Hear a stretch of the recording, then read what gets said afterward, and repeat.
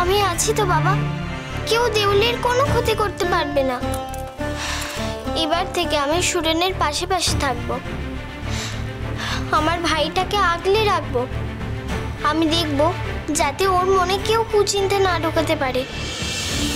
তুমি ভরসা রাখো আমার ওপর, আমি দেউলিতে আধার নামতে দেব না। আমি দেউলির রাজ রক্ত দুর্বল হতে দেব না, বরং আমি আরো শক্তিশালী করে তুলব। আমার কথা তুমি মিলিয়ে নিও বাবা। মরণ, এটার মুখ থেকে তো যা বেরোয় তাই সত্যি হয়। সুরেনটাকে ঠিক আঁকলাতে গিয়ে গায়ে এঁটুলির মতো হেঁটে থাকবে নাকি?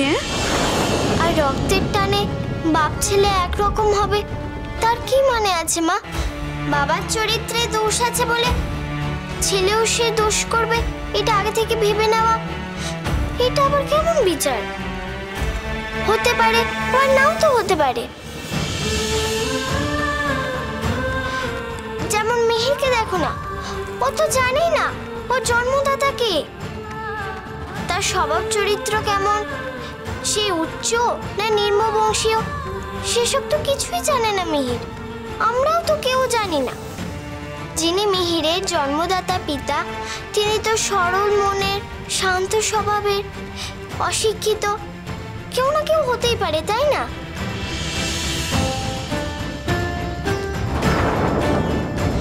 আবার মিহিরের মতো তেজস্বী, বুদ্ধিমান, শিক্ষিত কিন্তু বদরাগী যেমন মিহির, তেমন তো হতেই পারে, তাই না?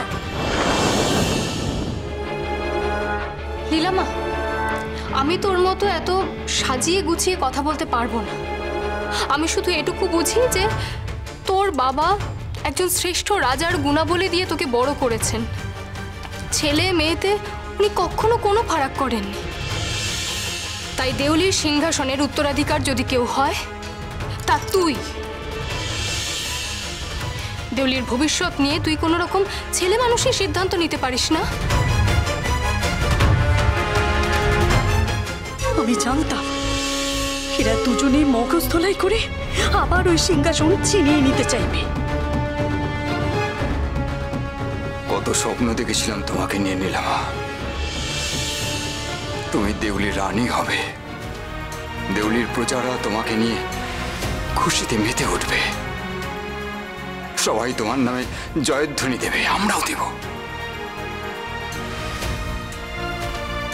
জয় রানী লীলাবতীর জয়, জয় রানী লীলাবতীর জয়। দেখো ঠাকুর, বাপ মায়ের কান্না দেখে খনাটা আবার গলে যাবে না তো? মা গো মা, বলে তুই তো খনা মা, তোর পছন্দের একটা জোর নেই? একবার বলে দেওয়ার পরে তা আবার ফিরিয়ে নেবে না কি রে হতচ্ছাড়ি?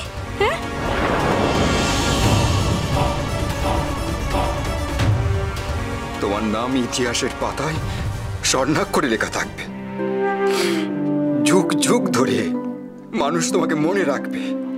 রাখবে বাবা, রাখবে। জন্মসূত্রে পাওয়া অধিকারের জোরে নাম কিনলে সে নামের কি দাম থাকে বাবা?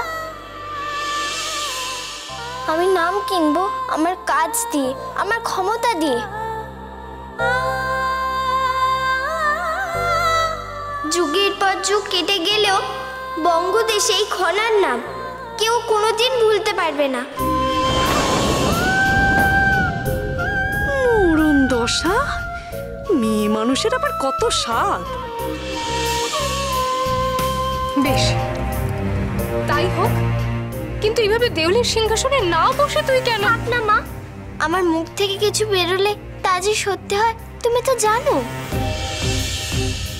নাইবা হলো আমার দেউলির রানী হওয়া। দেউলির খনামা দেউলির সঙ্গে সব সময় থাকবে। আমার বচন আমাকে আর ভাঙতে বলো না মা।